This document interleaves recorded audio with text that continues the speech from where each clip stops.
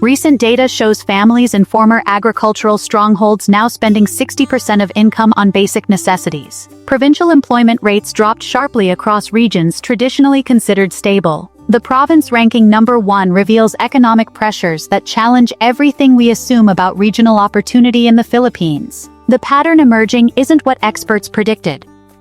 Number 10. Masbate. Masbate sits in the heart of the Bicol region, historically known for cattle ranching and gold mining. But 2025 has exposed the province's fragile economic foundation as global commodity prices shifted and mining operations scaled back operations. The Gonzalez family in Mobo Town exemplifies the mounting pressure. With 3 children and elderly parents, they're spending 40% more on basic groceries compared to last year. Transportation costs have doubled due to fuel dependency. Everything from vegetables to construction materials must be shipped in. The island's isolation means a simple medical emergency could cost a family their entire monthly budget just in transport fees. Employment opportunities remain painfully seasonal. Cattle season provides work for 3 months. Then families rely heavily on remittances or migrate to Manila for construction jobs. The province's youth exodus accelerated in 2024, with local high school graduates increasingly viewing college in Manila as their only viable path forward. Infrastructure strain compounds daily challenges. Frequent brownouts disrupt the few internet-dependent businesses trying to establish themselves. Healthcare facilities struggle with supply shortages, and during typhoon season, entire barangays become temporarily inaccessible. The psychological toll is evident in community gatherings where conversations inevitably turn to which family members are leaving next. Local businesses hesitate to expand when their primary customers are planning departures. Is Masbate becoming economically sustainable only for those with external income sources? Can a province survive when its brightest minds see staying as economic suicide? Number 9. Samar. Western Samar represents the agricultural heartland of eastern Visayas. Yet recent economic indicators paint a troubling picture of rural decline accelerated by climate unpredictability and market access challenges. The Reyes family in Calbayog illustrates the mounting strain. Their rice farm, productive for 2 generations, now faces erratic rainfall patterns that destroyed 30% of their 2024 harvest. With fertilizer costs increasing 25% and no crop insurance payout due to bureaucratic delays, they're considering selling ancestral land that's been in their family for decades. Food inflation hits particularly hard here because even rice, the province's primary crop, costs more than families can afford. Fuel for farm equipment and transportation to markets in Tacloban has made farming marginally profitable for all but the largest operations. Many families now depend more on remittances from relatives in Manila than actual agricultural income. Safety concerns extend beyond personal security to structural vulnerability. The province's geographic exposure to Pacific typhoons means annual reconstruction costs that drain household savings. Roads frequently become impassable, cutting off rural communities from essential services for weeks. Youth migration has reached critical levels, with entire graduating classes leaving for Manila or Cebu immediately after high school. Local government units struggle to implement development programs when their most educated residents systematically relocate. The resulting brain drain perpetuates economic stagnation. Business owners find themselves caught in a vicious cycle. Declining population reduces customer base while rising costs squeeze profit margins. How long can rural communities maintain their social fabric when economic survival requires leaving? What happens to provincial identity when staying becomes financial martyrdom? Number 8. Sulu. The Sulu archipelago's economic challenges extend far beyond security concerns, encompassing systemic infrastructure deficits and market isolation that create compounding hardships for residents seeking stable livelihoods. Ahmed's family in Jolo Town demonstrates the complex reality. Despite running a successful trading business connecting island communities, they face daily operational hurdles that mainland Filipinos rarely consider. Basic internet connectivity remains unreliable, making modern banking or online business development nearly impossible. Transportation costs consume enormous portions of household budgets. A simple trip to Zamboanga for medical treatment or business can cost more than many families earn in a month. The province's economic isolation means everything from building materials to basic commodities carries premium pricing due to complicated logistics chains. Food security becomes especially precarious during monsoon seasons when inter-island transportation becomes dangerous or impossible. Employment opportunities cluster around government positions, small-scale trading, or fishing. sectors that provide minimal advancement opportunities for educated youth. The lack of diverse industries means families often depend on single-income sources vulnerable to disruption. Educational infrastructure gaps perpetuate economic challenges. Many communities lack reliable electricity for evening study, and internet connectivity insufficient for modern learning requirements. Ambitious students frequently relocate for senior high school, creating early family separation and financial strain. The psychological impact manifests in community discussions increasingly focused on emigration strategies rather than local development possibilities. Young professionals return from university with degrees but find no compatible employment opportunities. Can island provinces compete economically when basic infrastructure remains decades behind mainland standards? How do communities preserve cultural identity while encouraging necessary economic migration? Number 7. Mountain Province.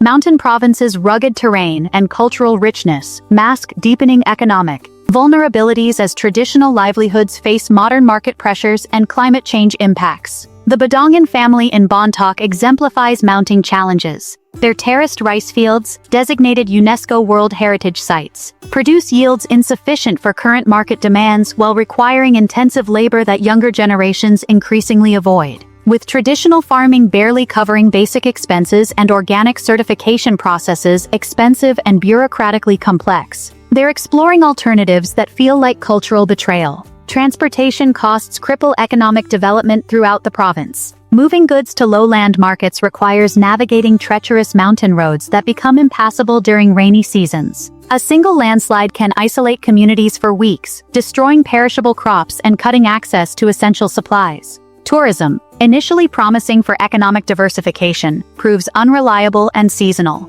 The 2024 rainy season extended longer than usual, canceling bookings and leaving tourism-dependent families without alternative income sources. Infrastructure limitations mean accommodating visitors requires significant upfront investment with uncertain returns. Healthcare access creates particular anxiety for families. Serious medical conditions require expensive evacuation to Baguio or Manila, often depleting life savings for single emergency incidents.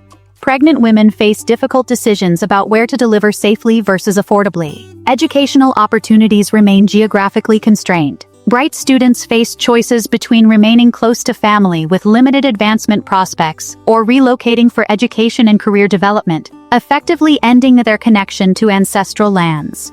The province's youth increasingly view traditional agriculture as economically unviable, yet alternatives remain scarce. How do mountain communities balance cultural preservation with economic necessity? Can traditional practices adapt to modern market realities without losing their essential character? Number 6. Dinagat Islands.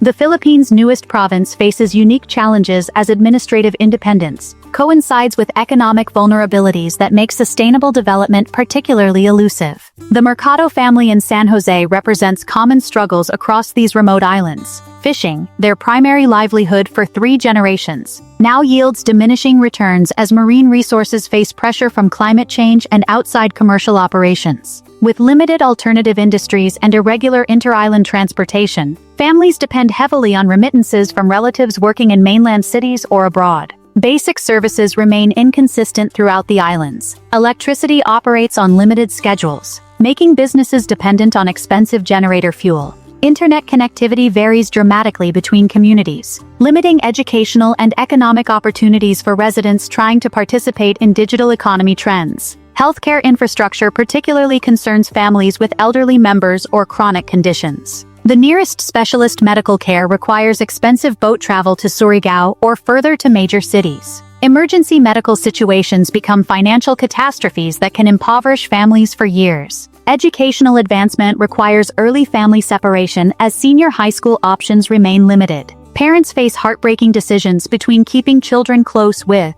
restricted opportunities or sending them away for education they may not afford. If you had to relocate within the Philippines in 2026, which province would you choose, and why? The island's isolation compounds every economic challenge. Import costs for basic goods often exceed what mainland families pay for similar items. Business development remains constrained by transportation limitations and small market size. Tourism potential exists but requires infrastructure investment that current economic conditions make difficult to achieve. How do island communities develop economically when geography itself creates systematic disadvantages? What innovative approaches could transform isolation from liability into competitive advantage? Number 5. Basilan. Basilan's strategic location between Mindanao and the Sulu archipelago positions it uniquely within regional trade networks. Yet persistent infrastructure deficits and security concerns continue hampering economic development potential. The Cruz family in Isabela City demonstrates resilience amid challenging circumstances. Their small retail business serves local communities, but irregular electricity and telecommunications create daily operational difficulties. Banking services remain limited, forcing cash-based transactions that increase security risks and limit business expansion possibilities. Agricultural productivity faces multiple constraints despite favorable climate conditions. Limited road networks make transporting crops to markets expensive and time-sensitive. Processing facilities remain underdeveloped, forcing farmers to sell raw products at lower prices rather than value-added goods that could improve household incomes. Employment opportunities concentrate in government positions, small-scale trading, or subsistence agriculture, sectors providing minimal advancement prospects for educated youth. Many families rely on remittances from relatives working in Malaysia, Sabah, or mainland Philippine cities, creating economic dependency on external income sources. Healthcare access varies dramatically between urban and rural areas.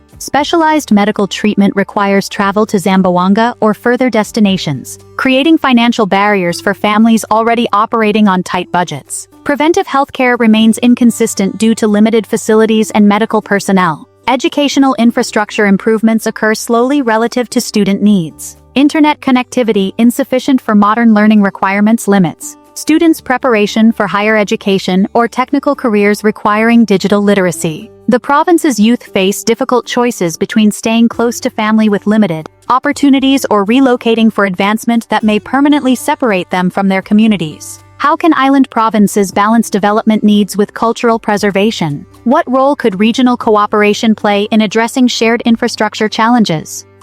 Number 4. Tawi-Tawi.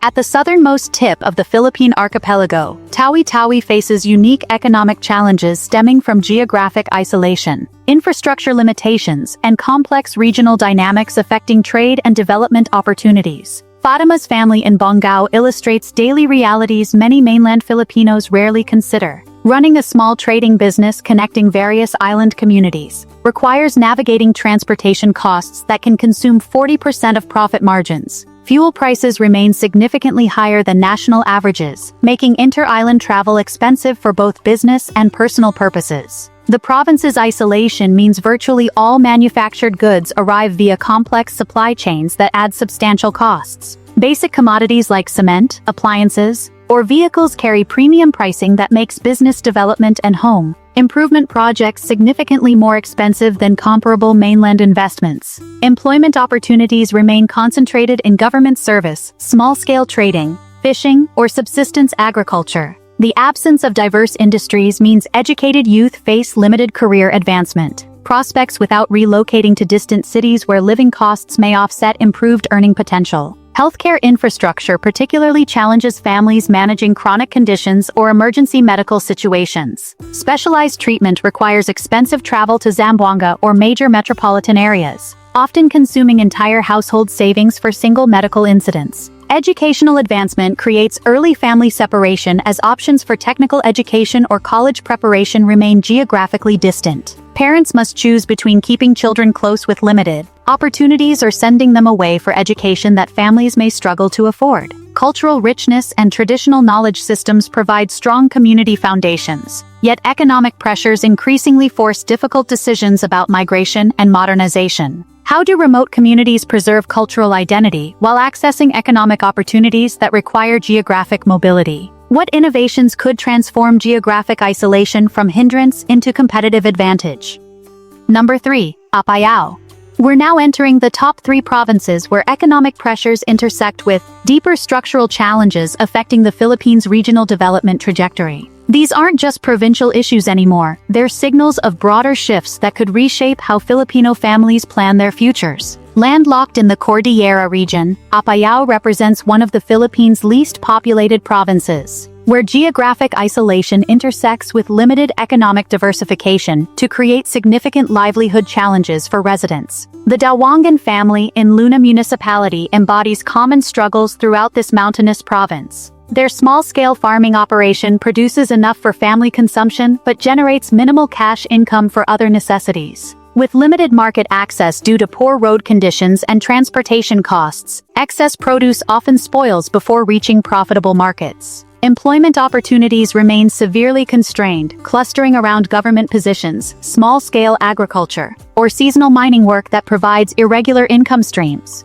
The province's youth face particularly difficult prospects. Local high school graduates find virtually no career advancement opportunities that don't require leaving their communities entirely. Infrastructure deficits affect every aspect of daily life. Electricity remains unreliable in rural areas, limiting business development and educational opportunities. Internet connectivity varies dramatically between communities, making participation in digital economy trends nearly impossible for most residents. Healthcare access creates special anxiety for families with elderly members or chronic medical conditions. The nearest comprehensive medical facilities require expensive and time-consuming travel over mountain roads that become treacherous during rainy seasons. Emergency medical situations can bankrupt families due to transportation and treatment costs. Educational infrastructure improvements occur slowly relative to student needs. Many communities lack sufficient internet connectivity for modern learning requirements, placing local students at systematic disadvantages compared to urban counterparts. The province's natural beauty and cultural heritage provide potential tourism revenue,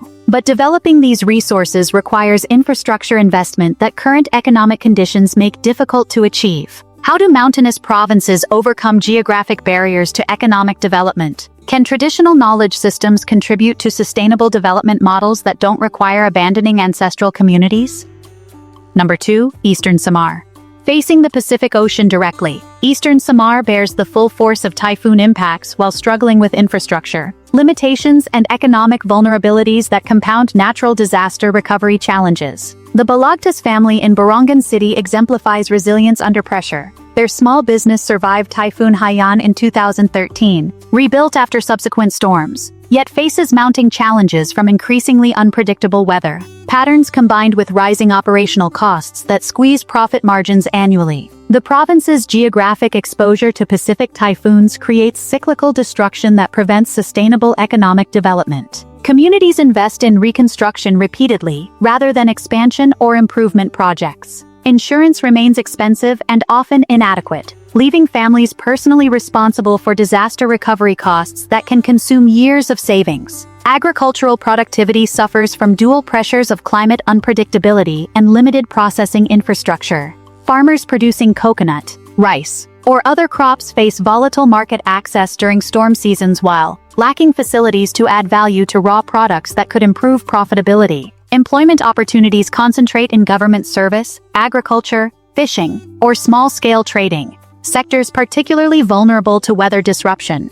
Many families depend on remittances from relatives in Manila, Cebu, or overseas, creating economic dependency on external income sources. Youth migration accelerated significantly following major typhoon impacts as young people increasingly view local economic prospects as too risky for long-term planning. Educational infrastructure improvements occur slowly, and students often lack internet connectivity sufficient for modern learning requirements. Healthcare facilities struggle with chronic understaffing and supply limitations that become critical during disaster periods. Serious medical conditions require expensive evacuation to regional centers, adding financial stress to families already managing disaster recovery costs. The province's coastal resources and natural beauty provide tourism potential, but infrastructure limitations and weather unpredictability make tourism development challenging to sustain profitably. How do disaster-prone provinces achieve economic stability when reconstruction costs consume development resources? What innovative approaches could transform climate vulnerability into economic opportunity?